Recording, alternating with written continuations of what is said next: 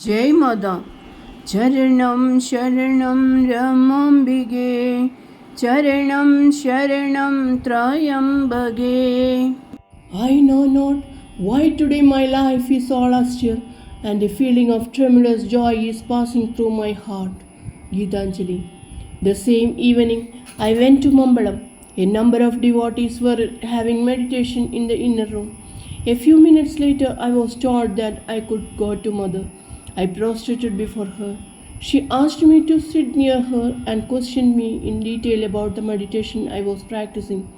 Mother advised me to do the japa as much as possible as it would be impressed on the antakarana, and then all the disturbing thoughts rising from the deep-rooted impressions would have no place there. In the course of our conversation, I told Mother about my husband's expected arrival and how eager I was that he should meet Mother. She assured me that she would be very glad to see him. The few minutes I had with her proved to be a wonderful tonic to my mind and body. I felt all my troubled thoughts melting away and fresh courage coming to me. When I went to Mother, I would think of the doubts I had to get cleared in my sadhana by her. But as soon as I saw her, all the doubts would vanish and I would completely lose myself in her presence. Later I came to know that Mother had actually cleared most of our doubts without our having given utterance to them. Next morning my husband arrived. He was very happy to see such definite improvement in my health and mental condition. My husband and all the members of the family was despaired about my former pitiable condition. He was very eager to hear all about Mother. I told him all that I knew, which I am afraid was very little indeed, because though I was very anxious to know all about Mother, so far there had been no opportunity for me to ask anyone. I was just living each moment in Mother and her love. Here I must explain in detail what my husband revealed to me long afterwards, how his mind was working and how he viewed my quest after truth. Strongly independent by nature, my husband was such a person that even the thought of subordinating his will to anybody else's was anathema to him. Firm in his own convictions, he progressed through life with an indomitable courage. In his younger days, he was the chosen hero of the students as he had stood resolutely facing grave dangers, even gunfire, for the rights of fellow students. He was a born leader with an adamant positivism,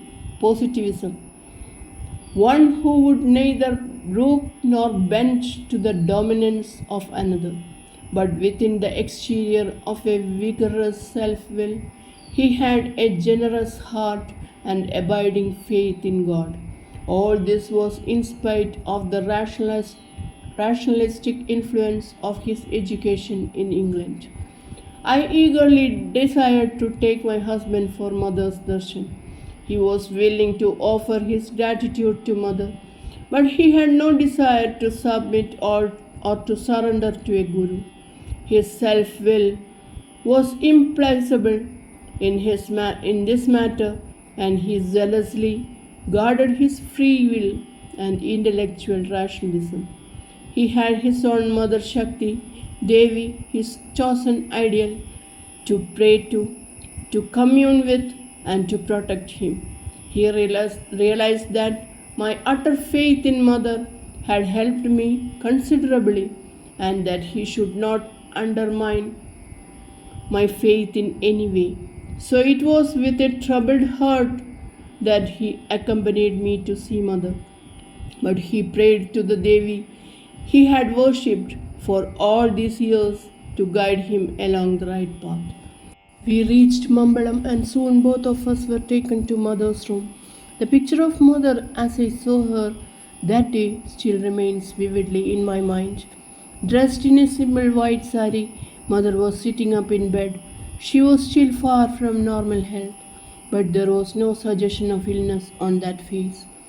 It appeared fresh and clear, like a morning rose, with an inscrutable smile on her lips, the eyes challenging and passive by turns.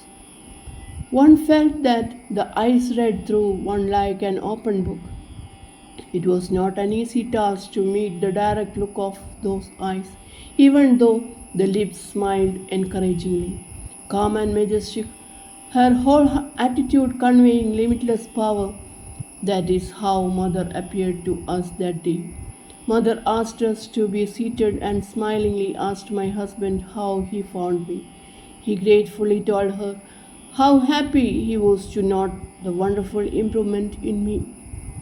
She very kindly assured him that I would be completely all right soon. There was silence for a few minutes. Then, to my utter surprise, I heard my husband requesting Mother to give him initiation. I had been thinking all along how much he would benefit if he too had initiation. So far, he had shared everything, and it was my dearest wish that he would share these too with me. Mother was smiling with a twinkle in her eyes and told him that the doctor had asked her to have complete rest for some time, so he must wait. Her intention was always to give initiation to both husband and wife, whom she considered as the two wheels of the chariot of Grihasthashrama Dharma, and which should work in unison and harmony to soar to sublime heights. He came away with a clear vision of the mother, her tender eyes conveying an unspoken blessing. Our hearts were light and minds at rest in that descent of transfiguring benediction. It is better to transcribe my husband's own experience, which he confided to me only afterwards while narrating some of his reminiscences. It was with a restless and perturbed mind that I went before Mother.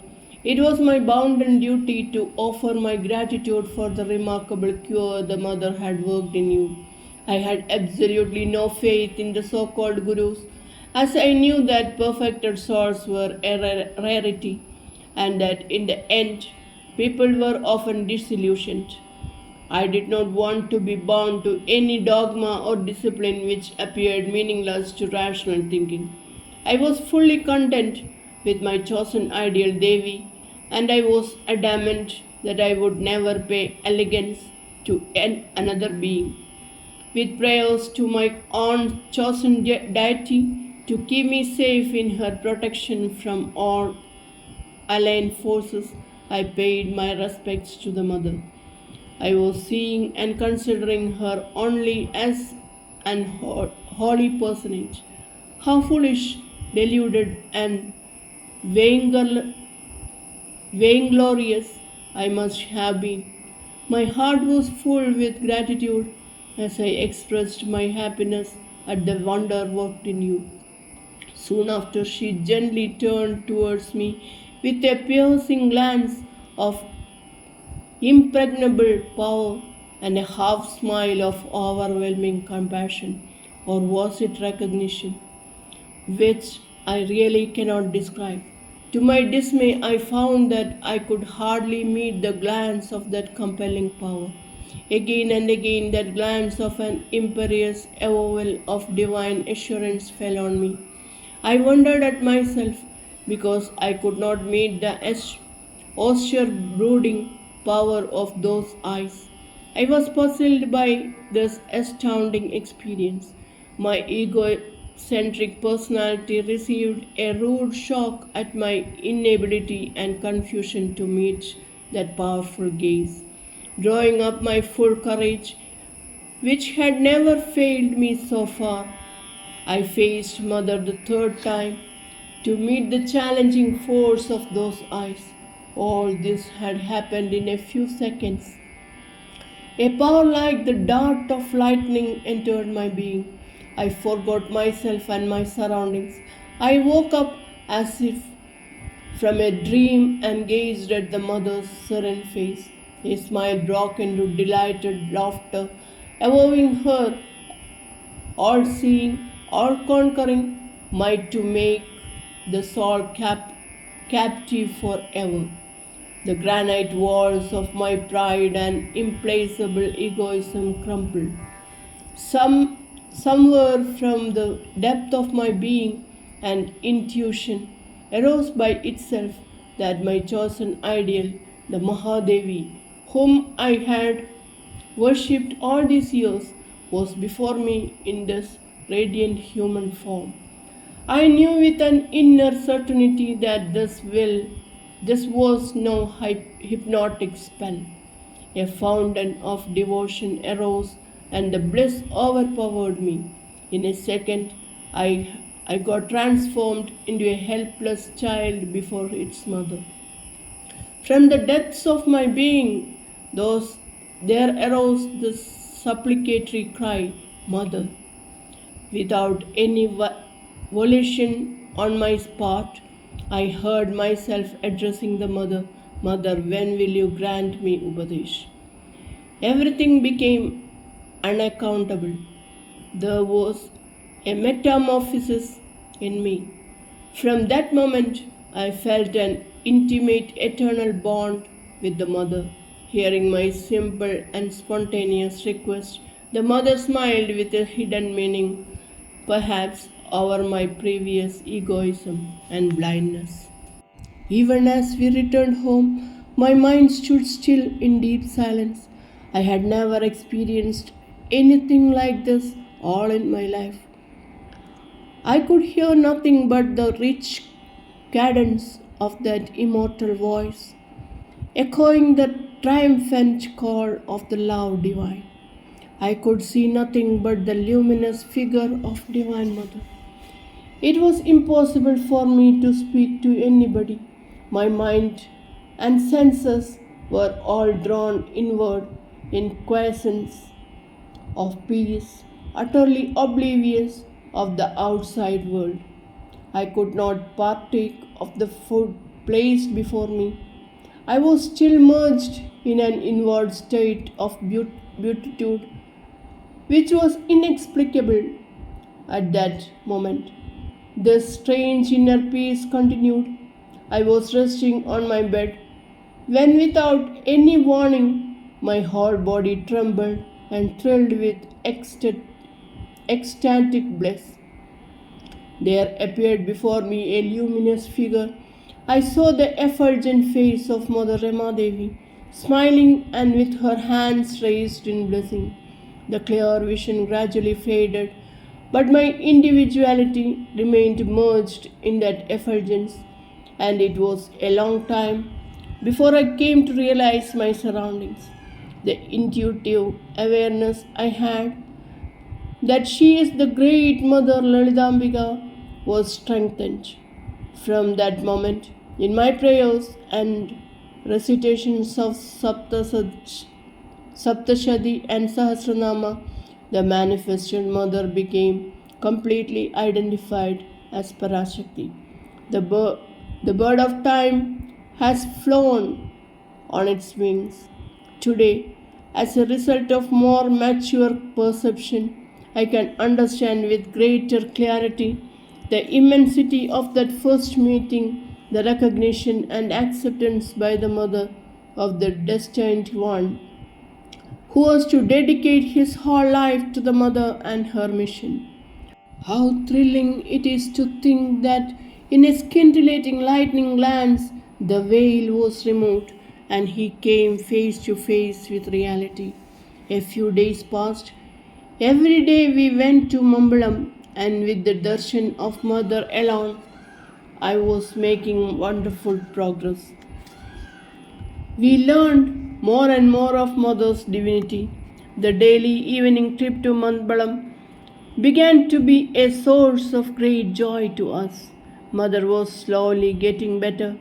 One day the doctors found that Mother was running a high temperature.